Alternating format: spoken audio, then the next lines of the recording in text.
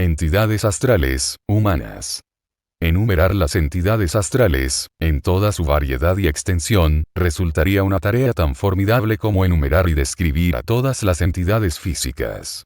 Todo lo que podemos hacer aquí es tabular las clases principales, describiendo brevemente a cada una de ellas.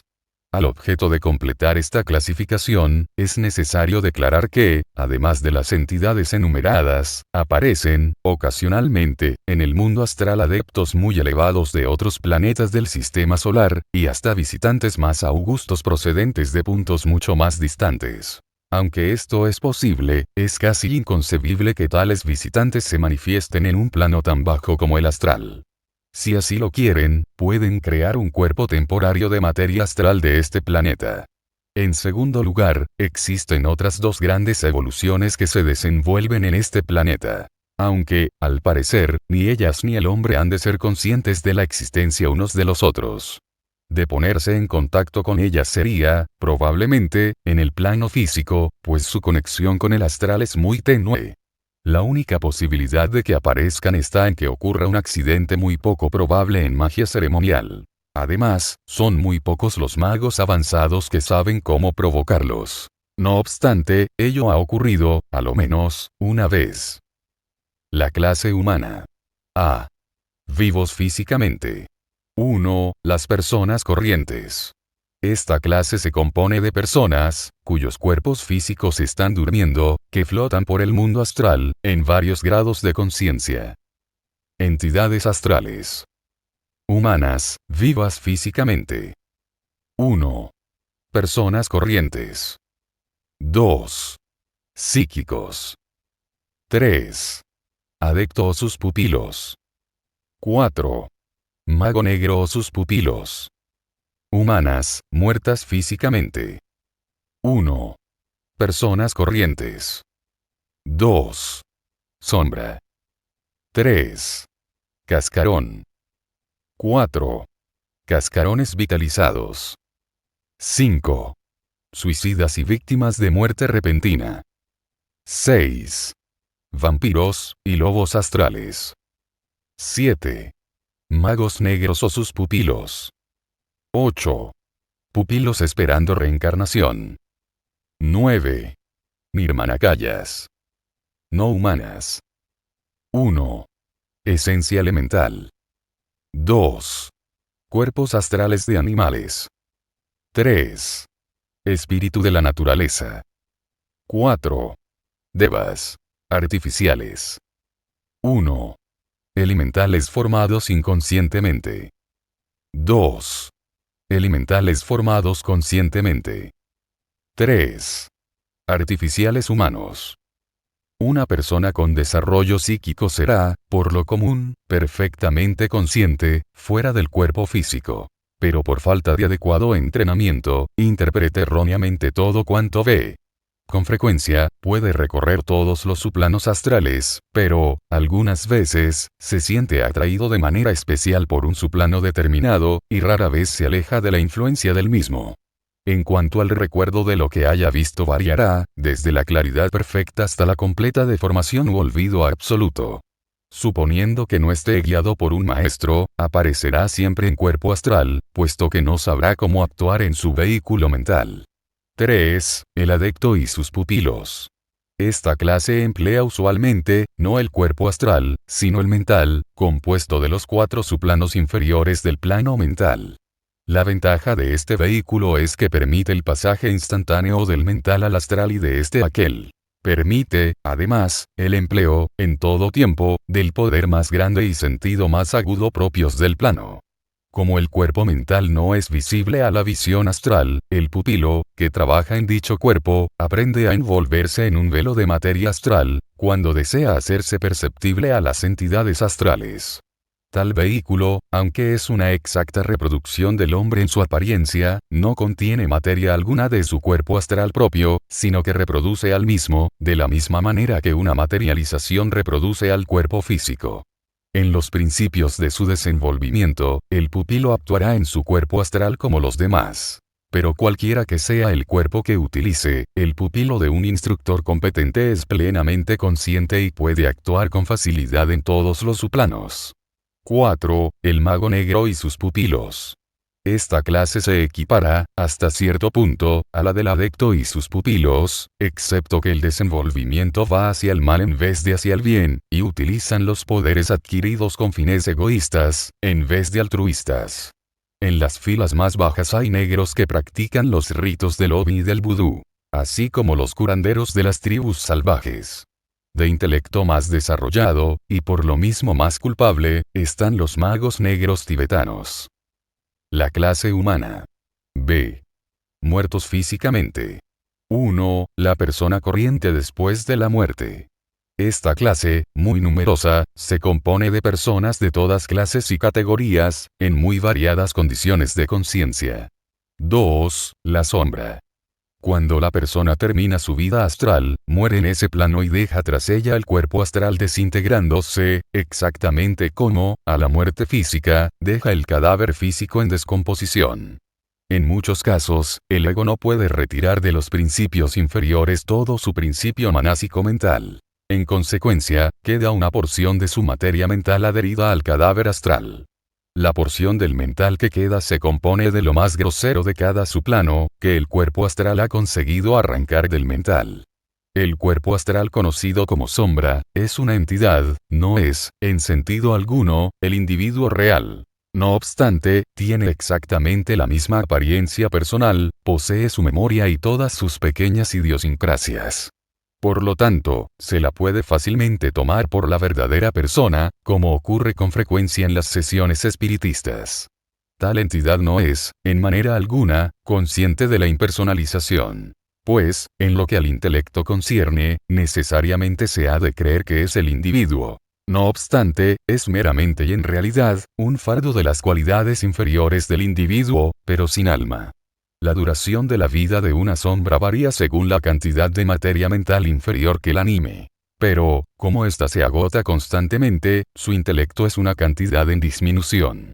Es posible, sin embargo, que posea una especie de astucia animal, y que, al final de su carrera, sea capaz de comunicarse, tomando temporalmente inteligencia del medium. Dada su naturaleza, es muy susceptible de ser arrastrada por toda clase de malas influencias y, como está separada de su ego, nada tiene en su composición capaz de responder a las buenas. Por tanto, se presta fácilmente a varios fines de orden inferior de los magos negros. La materia mental que tales sombras poseen se desintegra gradualmente y vuelve a la materia general de su propio plano. 3. El cascarón. Este es el cadáver astral de una persona en las últimas etapas de desintegración, en que la ha abandonado toda partícula de la mente. En consecuencia, carece de toda conciencia o inteligencia y se desliza pasivamente en las corrientes del plano astral. No obstante, puede todavía ser galvanizado, en horrible parodia de vida, durante breves momentos, si llega a ponerse al alcance del aura del medium. En tales circunstancias, mantendrá exactamente la semblanza y apariencia de la personalidad desaparecida, y puede, hasta cierto punto, reproducir las expresiones y escritura de la misma. Posee también la cualidad de responder ciegamente a las vibraciones, por lo común del orden más bajo a que estaba acostumbrado a sentir en la última etapa de su existencia como sombra. 4. El cascarón vitalizado. Estrictamente hablando, esta entidad no es humana. No obstante, la clasificamos aquí porque su vestimenta exterior, el cascarón pasivo e insensible fue, en un tiempo, una dependencia de la humanidad. La vida, inteligente, deseo y voluntad que posea serán las del elemental artificial que lo anime. Elemental que es la creación de un mal pensamiento del hombre.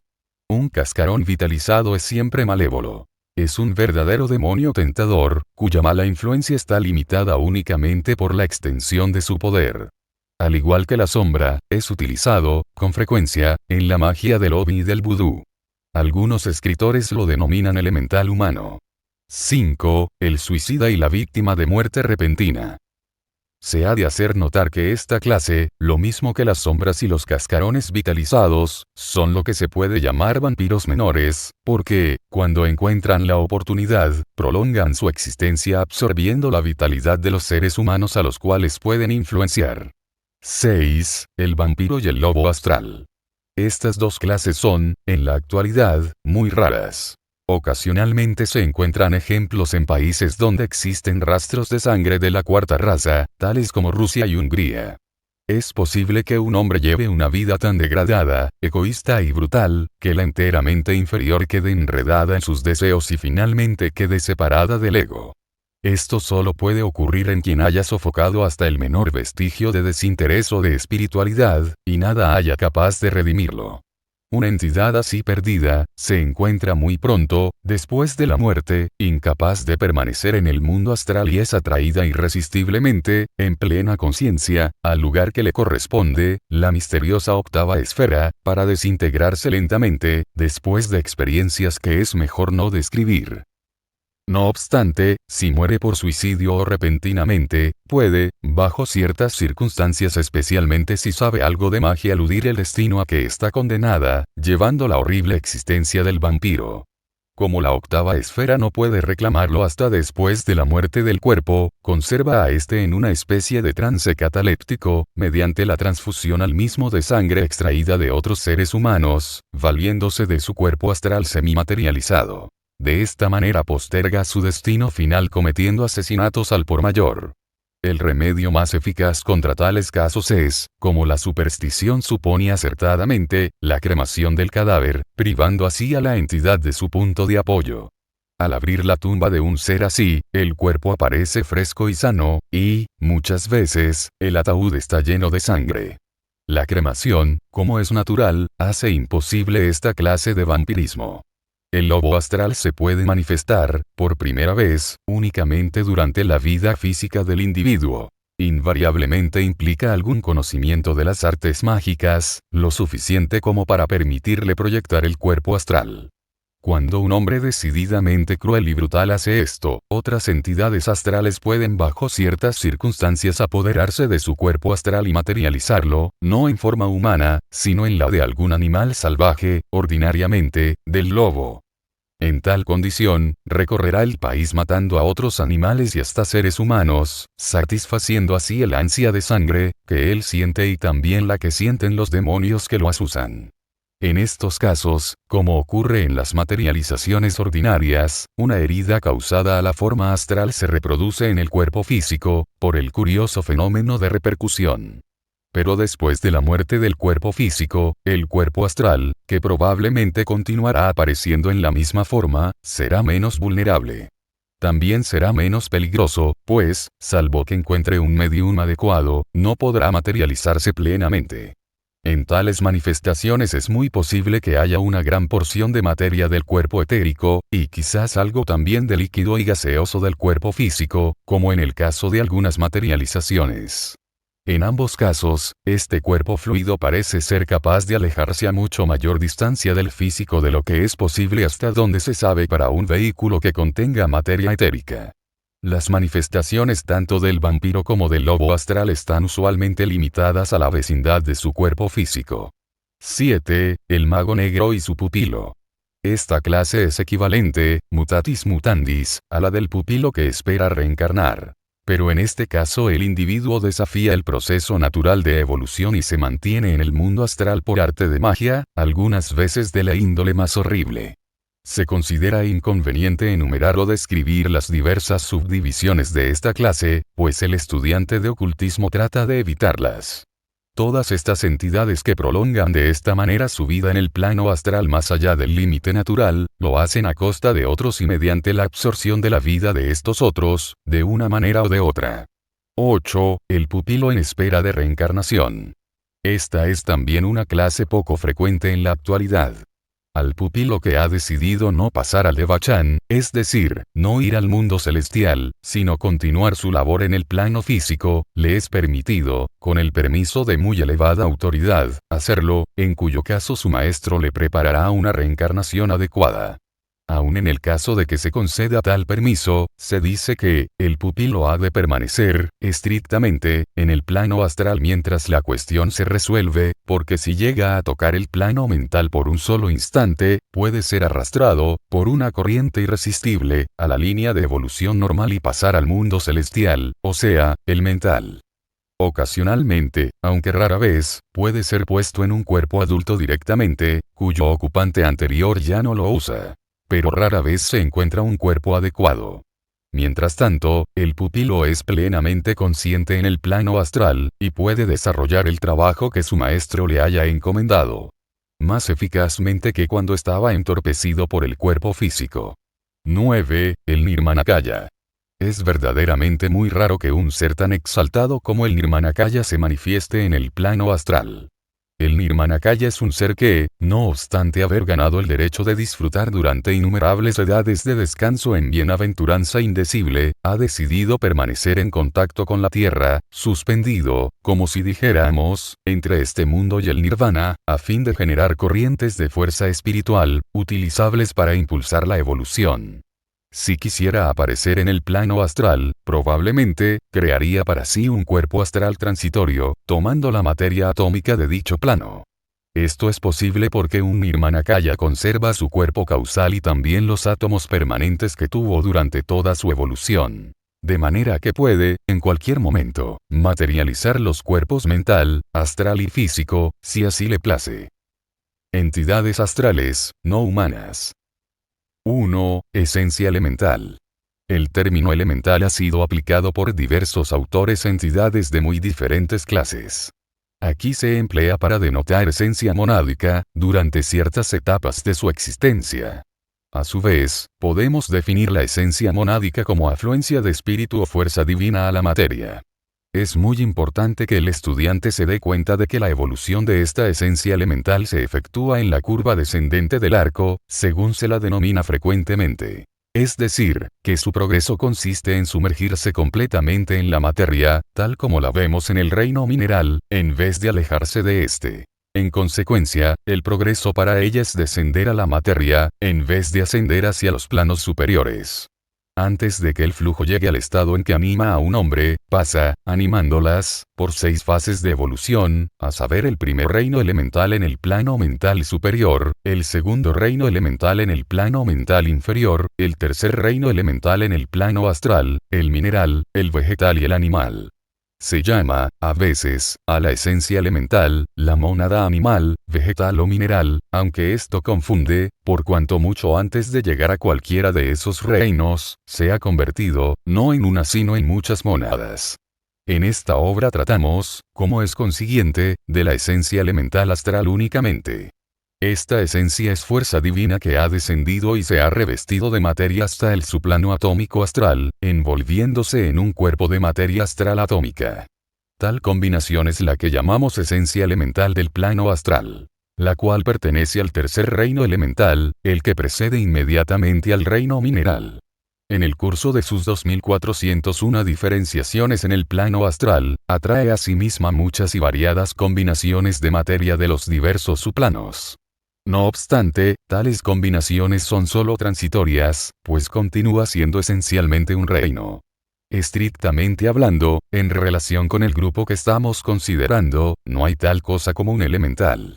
Lo que encontramos es un vasto depósito de esencia elemental maravillosamente sensible al más tenue pensamiento humano. Responde con delicadeza inconcebible, en una fracción infinitesimal de segundo, a la vibración originada en ella por un ejercicio enteramente inconsciente de la voluntad o del deseo humanos. Pero en el instante en que tal esencia es moldeada en fuerza viviente por la influencia del pensamiento o voluntad, se convierte en un elemental y pertenece a la clase artificial, de la cual nos ocuparemos en el capítulo siguiente. Aún entonces, su existencia separada es, por lo común, evanescente. Por cuanto, tan pronto como el impulso se ha gastado, vuelve a la masa indiferenciada de esencia elemental de la cual procede. El visitante del plano astral, inevitablemente, quedará impresionado por las variadas formas que asume la ola incesante de esencia elemental, siempre girando a su alrededor. Amenazante a veces, pero que siempre se aleja al menor esfuerzo de la voluntad. Quedará también maravillado entre el numeroso ejército de entidades que incesantemente surgen de este océano, a la existencia separada, evocadas por los pensamientos y sentimientos del hombre, sean buenos o malos. En términos generales, la esencia elemental puede clasificarse de acuerdo con la clase de materia con que se envuelve. Es decir, sólida, líquida, gaseosa, etc. Estos son los elementales de los alquimistas medievales. Estos mantenían, correctamente, que un elemental, es decir, una porción de adecuada esencia elemental viviente, es inherente en cada elemento. Es decir, es la parte constituyente, de toda substancia física. Cada una de las 7 clases principales de esencia elemental, se puede clasificar en 7 subdivisiones, haciendo 49 en total. Además de estas divisiones horizontales, completamente separadas, hay también 7 tipos perfectamente distintos de esencia elemental. La diferencia entre estas no tiene nada que ver con el grado de materialidad, sino con el carácter y afinidad. El estudiante conocerá esta clasificación como división perpendicular, la cual se relaciona con los rayos. Hay también 7 subdivisiones en cada tipo de rayo, o sea, 49 subdivisiones perpendiculares en total. El número total de clases de materia elemental es de 49 por 49, o sea 2401. La división perpendicular es mucho más permanente y fundamental que la horizontal. Porque la esencia elemental, en el lento curso de la evolución, pasa, sucesivamente, por las diversas clases horizontales, pero permanece en su propia subdivisión perpendicular durante todo el curso. Cuando una porción de esencia elemental permanece durante unos momentos sin ser afectada por alguna influencia externa, lo que rara vez ocurre, no tiene forma definida propia. Pero a la más ligera perturbación entra en una sorprendente confusión de formas movedizas y siempre cambiantes, que se forman, se agitan y desaparecen con la rapidez de las burbujas en la superficie del agua hirviendo. Estas formas evanescentes, aunque causadas generalmente por criaturas vivientes de alguna clase, humanas o de otra índole, no suponen la existencia de entidades separadas en la esencia. Parecen, más bien, ser meros reflejos del vasto depósito de luz astral. No obstante, son, en cierta medida, apropiadas al carácter de la corriente de pensamiento que les da existencia, aunque casi siempre con alguna deformación grotesca, con algún aspecto aterrador o desagradable. Cuando la esencia elemental asume formas adecuadas a la corriente de pensamientos involuntarios y semiconscientes, que la mayoría de los humanos dejan fluir pasivamente de sus cerebros, la inteligencia que escoge la forma adecuada, no proviene de la mente del pensador. Tampoco proviene de la esencia elemental misma, porque ésta pertenece a un reino aún más alejado de la individualización que el mineral, el cual está enteramente desprovisto de poder mental despierto. Sin embargo, la esencia posee un maravilloso poder de adaptación, el cual se parece mucho a inteligencia. Sin duda alguna, esta propiedad da motivo a algunos libros primitivos para clasificar a los elementos como criaturas semi-inteligentes de la luz astral. El reino elemental propiamente dicho no admite tales conceptos como bien y mal. No obstante, existe en todas las divisiones del mismo una especie de inclinación o tendencia que los hace más hostiles que benévolos hacia el hombre. De ahí la experiencia corriente del neófito en el plano astral, a cuyo encuentro salen huestes de variados espectros amenazantes, pero que siempre retroceden cuando se les hace frente con decisión. Como afirman los escritores medievales, esta inclinación o tendencia es enteramente culpa del hombre mismo. Se debe a la indiferencia y falta de simpatía que manifiesta hacia otros seres vivientes.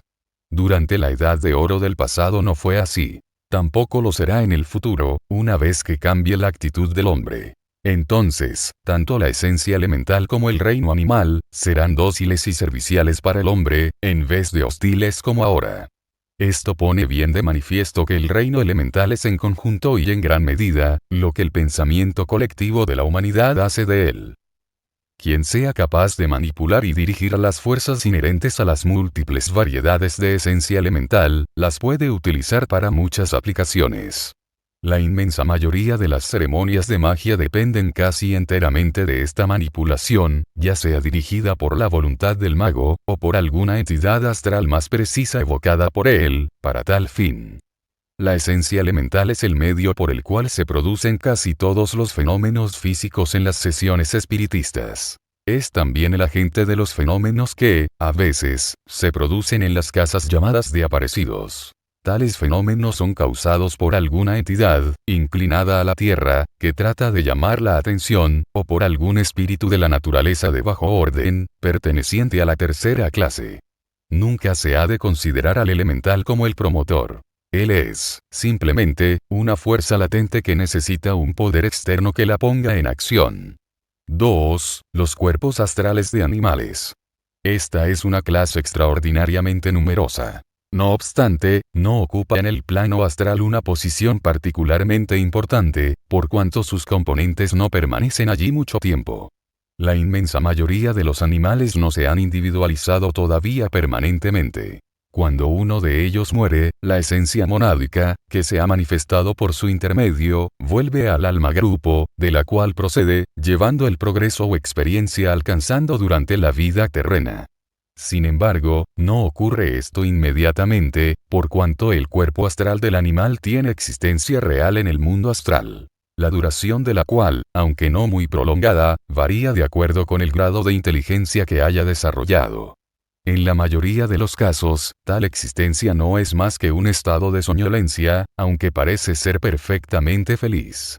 Los relativamente pocos animales domésticos, que han alcanzado individualización y no volverán a nacer como meros animales en este mundo, pasan, en el plano astral, una vida más prolongada y más vívida que sus compañeros menos avanzados.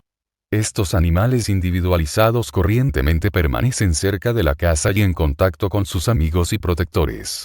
Este periodo irá seguido de otro aún más feliz, al que se llama conciencia durmiente, el cual durará hasta que en un mundo futuro asuma la forma humana. Durante todo este tiempo, el animal se encuentra en condición similar a la del humano en el mundo celestial, aunque en nivel inferior. Una subdivisión interesante de esta clase es la de los simios antropoides, los cuales están ya individualizados y estarán preparados para encarnación humana en la ronda próxima, y algunos de ellos quizás antes. En los países civilizados, los cuerpos astrales animales contribuyen en buena parte al sentimiento general de hostilidad en dicho plano, a causa de que la matanza organizada en mataderos y como deporte envía al mundo astral millones de ellos aterrorizados y temerosos del hombre. En tiempos modernos tal sentimiento se ha intensificado, debido a la práctica de la vivisección. 3. Espíritus de la naturaleza de toda clase. Estos son tan numerosos y tan diversos que solo podemos dar aquí alguna idea de las características comunes a todos ellos. Los espíritus de la naturaleza pertenecen a una evolución muy distinta de la nuestra. Nunca han sido ni serán miembros de una humanidad como la nuestra. Su única conexión con nosotros es que transitoriamente habitan en el mismo planeta. Al parecer, son animales de una evolución superior, están divididos en 7 grandes clases y habitan los mismos 7 estados de materia, impregnada por las correspondientes variedades de esencia elemental. De manera que hay espíritus de la naturaleza de tierra, de agua, de aire y de fuego o éter. Son entidades astrales inteligentes, que residen y actúan en cada una de tales medioambientes. Únicamente los que corresponden a la clase del aire residen normalmente en el mundo astral, pero su número es tan grande que se encuentran en todas partes. En la literatura medieval, los espíritus de la naturaleza reciben nombres tales como gnomos, los de la tierra, ondinas los del agua, silfos los del aire y salamandras los del fuego o éter. En el lenguaje popular, se los llama también hadas, duendes, perís, sátiros, faunos y con muchos otros nombres. Sus formas son muchas y variadas. La más frecuente es la humana enana. Como la mayoría de las entidades astrales, pueden asumir a voluntad cualquier apariencia, aunque tienen sus formas preferidas, que adoptan cuando no tienen una razón especial para adoptar otra. Usualmente son invisibles a la vista física, pero tienen el poder de hacerse visibles cuando quieren, mediante la materialización. A la cabeza de cada una de estas clases hay un gran ser, la inteligencia dirigente y guiadora del entero departamento de la naturaleza, administrado y galvanizado por la clase de entidades bajo el dominio de dicho ser. Los hindúes les dan los siguientes nombres: Indra, señor de la casa o éter; Agni, señor del fuego; Pavana, señor del aire; Varuna, señor del agua; Ksiti, señor de la tierra. El vasto reino de los espíritus de la naturaleza, como se dijo antes, es, en gran parte, un reino astral, aunque una gran porción del mismo pertenece a la región etérica del plano físico. Existe un gran número de subdivisiones o razas entre los espíritus de la naturaleza, cuya inteligencia y disposición varía tanto como entre los seres humanos. La mayoría de ellos evita al hombre completamente. Los hábitos y emanaciones de éste les resultan desagradables. El constante apresuramiento de las corrientes astrales, causado por los inquietos y mal regulados deseos humanos, los perturban y molestan. Ocasionalmente, sin embargo, traban amistad con seres humanos y hasta los ayudan. La actitud servicial es rara. En la mayoría de los casos muestran indiferencia o desagrado, o se deleitan en engañar y traicionar al hombre. Muchos casos de estos se encuentran en solitarios distritos montañosos y en las sesiones espiritistas. Les ayuda grandemente, para tales engaños, su maravilloso poder de ofuscar. De manera que sus víctimas ven y oyen únicamente la que ellos les sugieren, como si fueran sujetos mesmerizados. Sin embargo, los espíritus de la naturaleza no pueden dominar sobre la voluntad humana, salvo en gentes de mentalidad muy débil, o en aquellos cuya voluntad está paralizada por el terror. Pueden engañar a los sentidos únicamente. Hasta se ha dado el caso de ofuscar a un número considerable de personas al mismo tiempo. Algunos de los hechos más maravillosos de los prestidigitadores hindúes se ejecutan invocando la ayuda de los espíritus de la naturaleza para producir la alucinación colectiva. Al parecer, tienen muy poco sentido de responsabilidad y su voluntad está menos desarrollada que la del hombre vulgar. Por tanto, pueden ser dominados fácilmente por el mesmerismo, y emplearlos para cumplir la voluntad del mago. Se los puede utilizar para muchos fines, cumplen fielmente y con seguridad las tareas que están a su alcance. En ciertas regiones montañosas, los espíritus de la naturaleza causan, a veces, alucinaciones a los viajeros retrasados, haciéndoles ver casas y gentes que se sabe no existen realmente. Estas alucinaciones no son siempre momentáneas sino que perduran por mucho tiempo.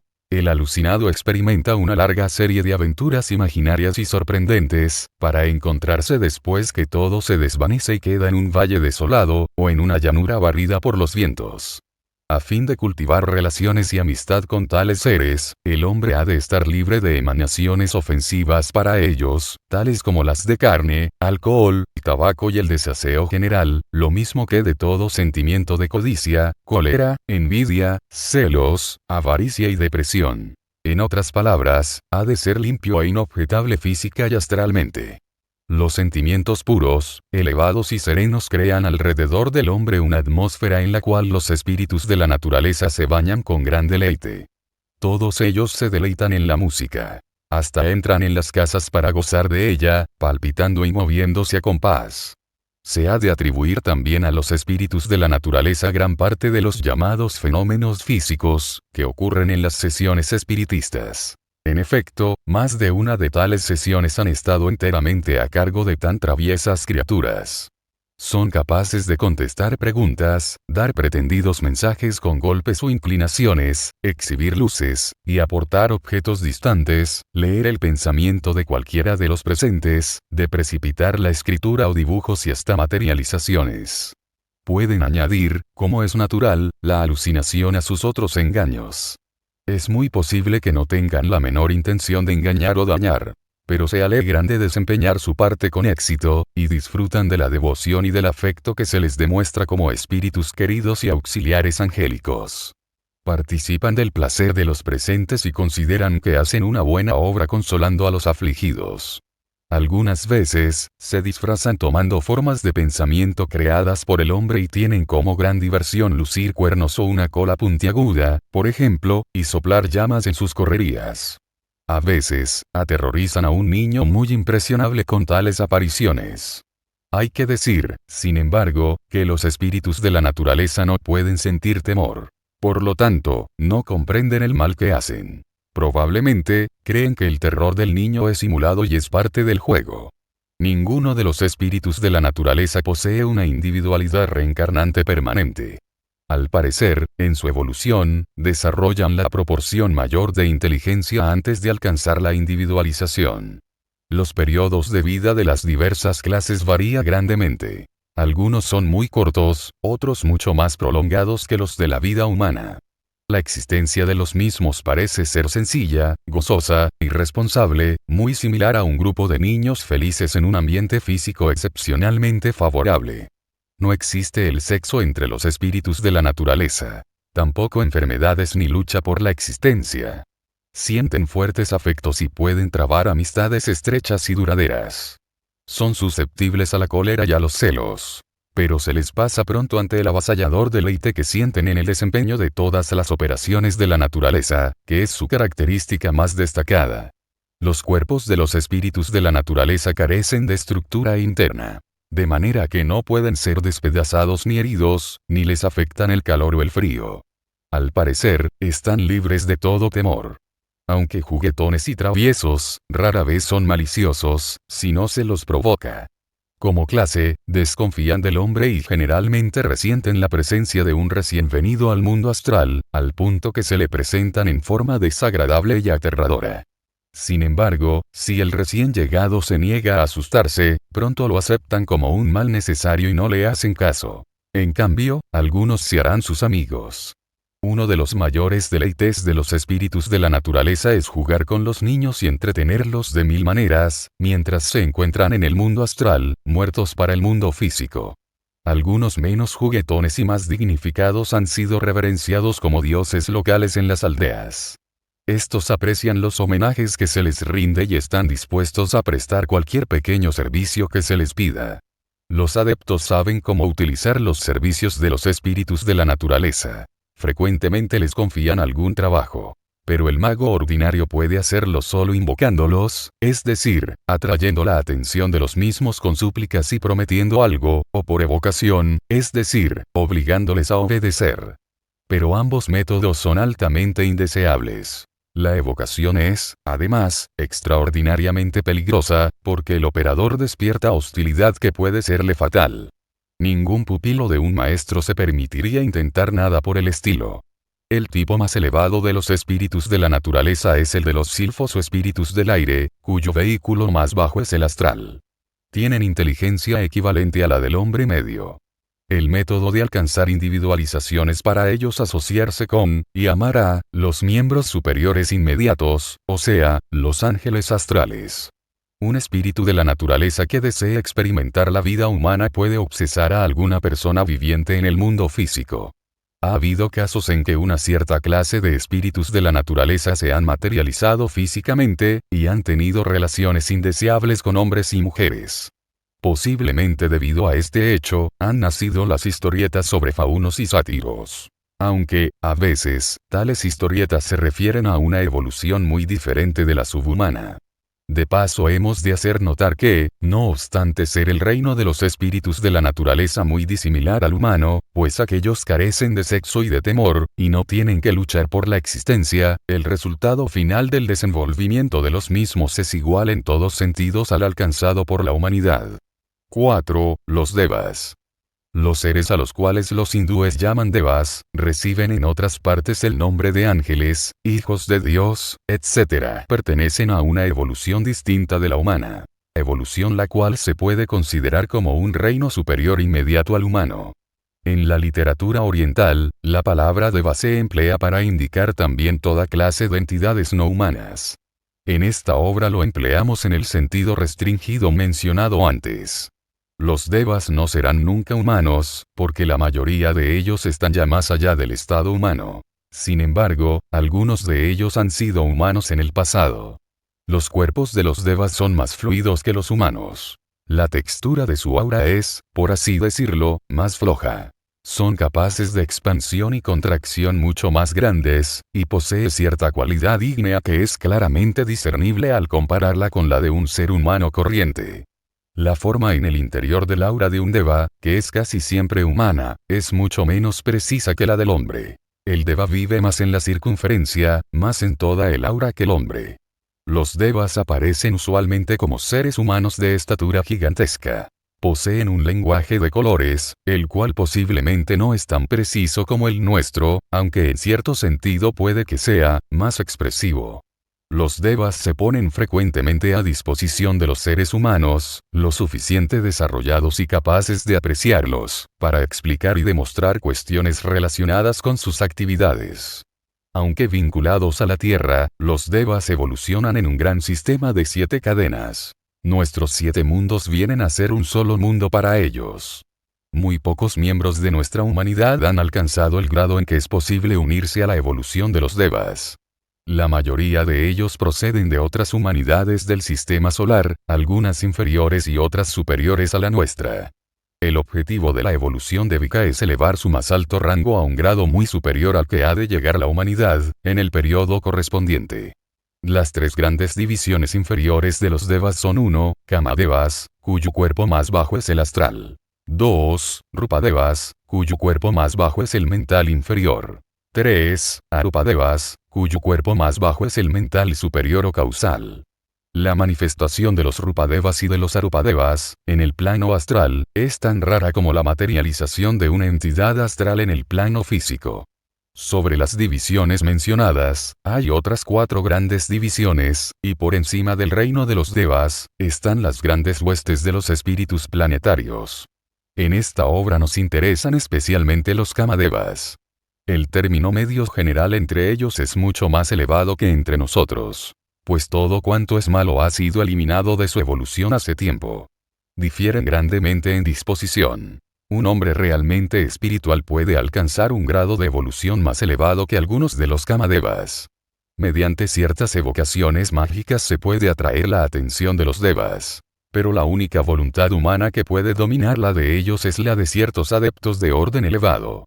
Por regla general, parece que apenas se dan cuenta de nuestro mundo físico, aunque ocasionalmente alguno de ellos presta ayuda, de manera similar a como uno de nosotros ayuda a un animal.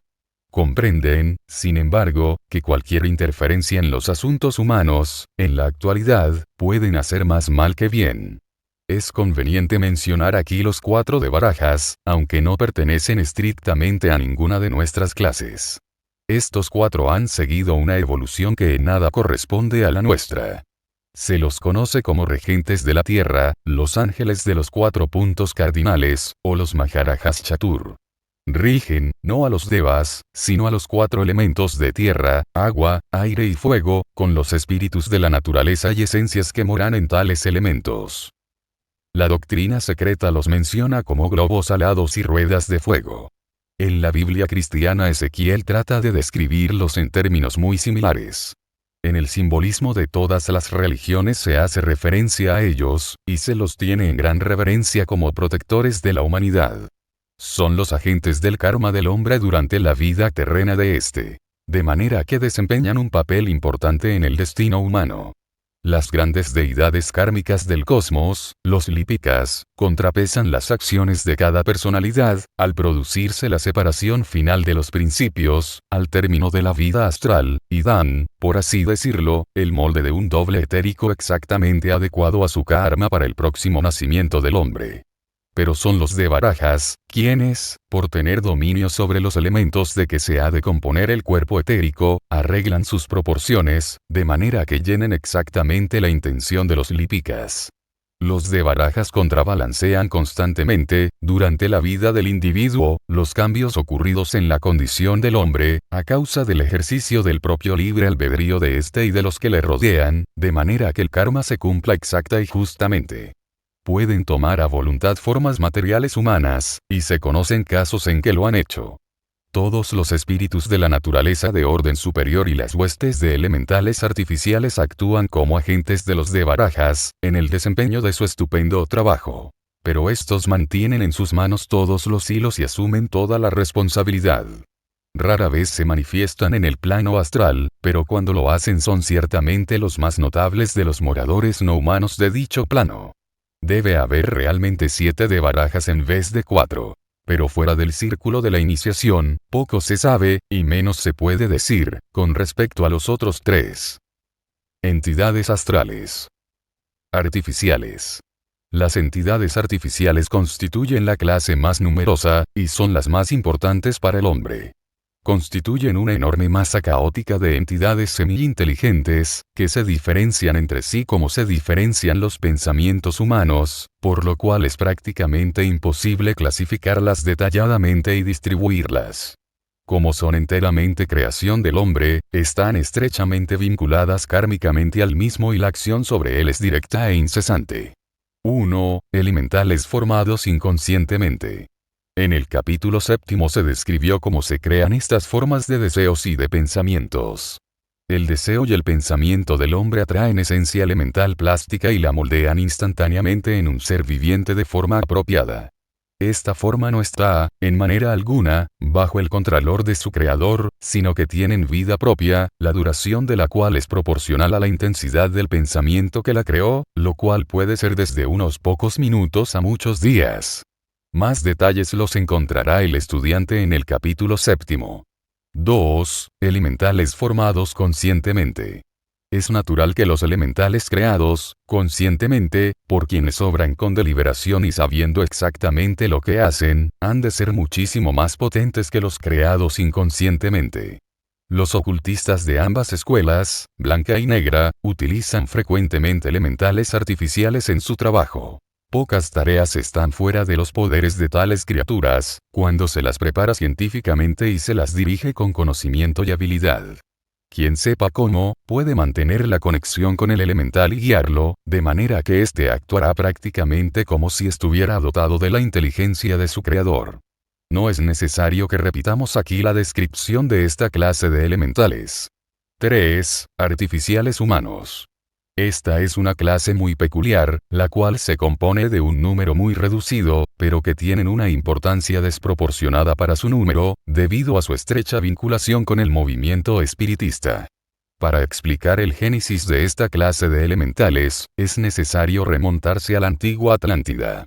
Entre las logias de estudios ocultistas preliminares de la iniciación, formadas por adeptos de la buena ley, hay una que todavía practica el mismo ritual de aquel viejo mundo y enseña el mismo lenguaje atlante, como sagrado y oculto, que se enseñaba en la época de la Atlántida. Los instructores de dicha logia no tienen el grado de adeptos, y la logia no es directamente parte de la fraternidad de los Himalayas, aunque algunos adeptos de esta fraternidad estuvieron vinculados a dicha logia en encarnaciones anteriores. Alrededor de la mitad del siglo XIX, los jefes de la mencionada logia, preocupados por el manifiesto materialismo de Europa y de América, decidieron combatirlo con métodos novedosos, y ofrecer oportunidades para que cualquier persona razonable pudiese adquirir pruebas de la vida aparte del cuerpo físico. El movimiento así iniciado se desarrolló en la vasta red del espiritismo moderno, cuyos adherentes se cuentan por millones. Aparte de otros resultados, es indiscutible que, gracias al espiritismo, un número inmenso de personas han adquirido la creencia de que hay vida futura de alguna clase. Este es un triunfo magnífico, a pesar de que algunos creen que se ha conseguido a un costo excesivo. El método adoptado fue tomar una persona normal después de la muerte, despertarla completamente en el plano astral e instruirlo, en cierta medida, sobre los poderes y posibilidades de tal plano y ponerla a cargo de un círculo espiritista. Dicha persona, a su vez, instruyó a otras personalidades fallecidas, de manera parecida. Así actuaban sobre los concurrentes a las sesiones, desarrollando algunos de estos como mediums. Sin duda alguna, los dirigentes del movimiento se manifestaron ellos mismos, algunas veces, en forma astral en tales círculos. Pero en la mayoría de los casos, se limitaron a dirigirlos y guiarlos como creyeron conveniente. No cabe la menor duda que el movimiento se desarrolló al punto en que fue imposible a los iniciadores controlarlo. De manera que no son responsables directamente del desenvolvimiento posterior. La intensificación de la vida astral de los guías, puestos a cargo de los círculos, necesariamente demoró su progreso natural. Aunque al principio se creyó que tal demora sería ampliamente compensada por el buen karma resultante de guiar a otros a la verdad, pronto se vio que no se podía utilizar espíritus guías sin causar a estos grave y permanente perjuicio. En algunos casos tales guías fueron retirados, poniendo a otros en su lugar. En otros casos, sin embargo, no se creyó conveniente efectuar tales cambios. Luego se adoptó un expediente muy notable, el cual dio nacimiento a la curiosa clase de criaturas a las que hemos llamado artificiales humanos. Se dejó que los principios superiores del guía original continuaran su demorada evolución y pasaron al mundo celestial, pero la sombra que había quedado atrás fue tomada, sostenida y manipulada de manera que apareciera ante el círculo igual que antes. Al principio, parece que tales operaciones eran hechas por los miembros de la logia. Pero más tarde se decidió que la persona fallecida, señalada para tomar el lugar del espíritu guía precedente, tomara posesión de la sombra o cascarón de éste y simplemente presentara su apariencia. Esto es lo que se llama una entidad artificial humana. Al parecer, en algunos casos, se hizo más de un cambio sin despertar sospechas. Pero, algunos investigadores del espiritismo observaron que, después de mucho tiempo, aparecían repentinamente diferencias en la manera y disposición de un espíritu. Ninguno de los miembros de la fraternidad de los Himalayas ha practicado nunca la formación de una entidad artificial de esta clase, aunque creyeron que no debían oponerse a que lo hicieron quienes creyeran correcto emprender tales prácticas. Aparte del engaño que ello implicaba, el punto débil de tal procedimiento es que podían adoptarlo otros, además de la logía, y nada podía impedir que los magos negros suministraran espíritus comunicadores, como se sabe que lo han hecho. Fin del capítulo. Muchas gracias. Sanación acásica.